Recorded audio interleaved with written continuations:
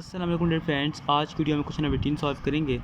यहाँ पर हम प्रोवाइडेड है log 8x plus log 4x plus log 2x equal to 22 divide by 3। ठीक है, ऐसे क्वेश्चन को सॉल्व करने का ना लॉग वाले जो क्वेश्चन होते हैं इनको इसका एक मेथड होता है। ठीक है, वो मैं आपको सिखा दूंगा। तो उसके बाद इस तरह का क्वेश्चन आता है पेपर में। ठीक है, मोस्टली जो सैम्पल पेपर से क्वेश्चन उठाए जाते हैं, तो वो आप आसानी से वहाँ पर सॉल्व कर सकेंगे। ठीक है, इसको कैसे सॉल्व करना है, इसमें आपने सबसे पहले तो ये करना है, इसको सिंपलीफाई करना है। ठीक है, यहाँ पर जिस तरह आपको 8 दिख रहा है, 4 दिख रहा है, तो मैं अगर इसको सिंपलीफाई करूँ तो जो 2 का क्यूब होता है वो हमारे पास 8 आता है, और 2 का स्क्वायर जो है वो हमारे पास आता है 4। ठीक है, तो यहाँ पर मैं क्या करूँगा कि log 8x है, तो मैं ऐसे करके लिख लूँगा, इसको नीचे करके लिख यहाँ पर log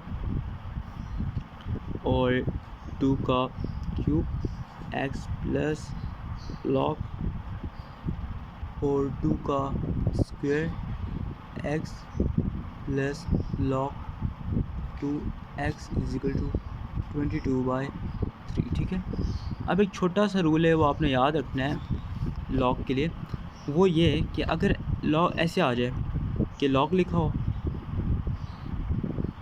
सही है, और साथ में कोई वैल्यू यहाँ पर तो खैर x है।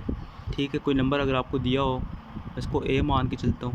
ठीक है, और लॉग के नीचे कोई नंबर हो, ठीक है, मैं उसको b मान के चलूँ। यहाँ पर क्या है, 8 है, 4 है, 2 है, और उसके ऊपर कोई पावर हो। ठीक है, तो इस केस में आप क्या करते हैं कि पावर को सिंपली जो है नीचे करके लिख लेते हैं। पावर को नीचे लिख लेते हैं, बाकी जितना कुछ है वो ऊपर को ऊपर ही रहेगा। ठीक है, तो यहाँ पर हम क्या करेंगे कि log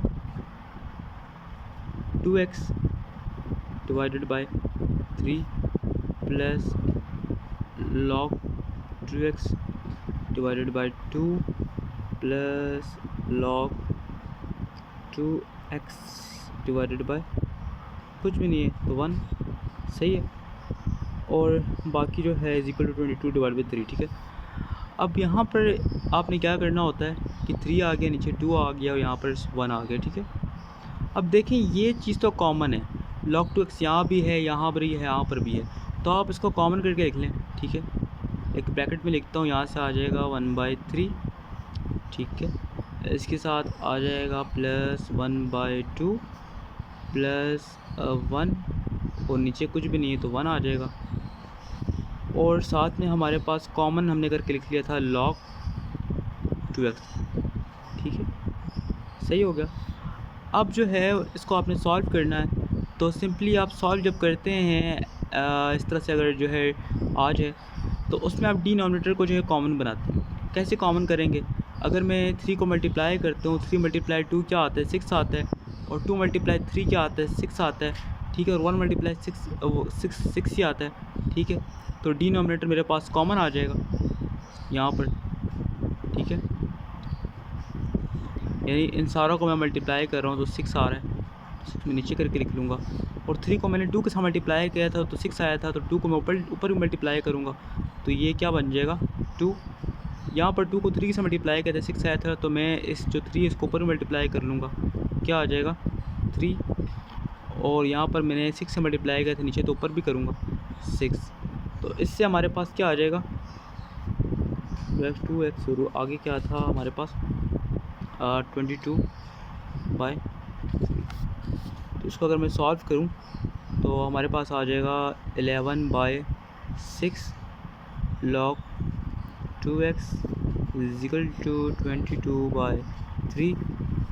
अब ये सिंपली जो है यहाँ डिवाइड के फॉर्म में उधर जाकर मल्टीप्लाई हो जाएगा, और ये ऊपर जो है वो मल्टीप्लाई के फॉर्म में नीचे जाकर डिवाइड हो जाएगा।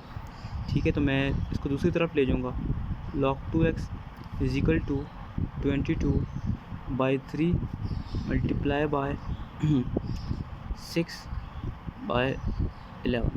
ठीक है, अब हम इसको सॉल्व करते हैं। ठीक है, पहले इसको हम मल्टीप्लाई करते हैं, यहाँ से 22 × 6 होगा, और 3 × 11 होगा, नीचे तो आ जाएगा 33, और ऊपर जो है वो आ जाएगा 132।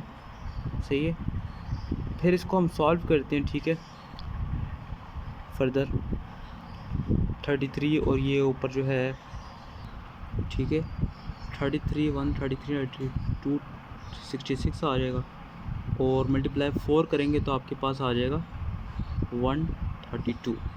अब तक हमारे पास क्या आ गया है, अब तक हमारे पास आया है log 2x = वहाँ से आ गया है 4।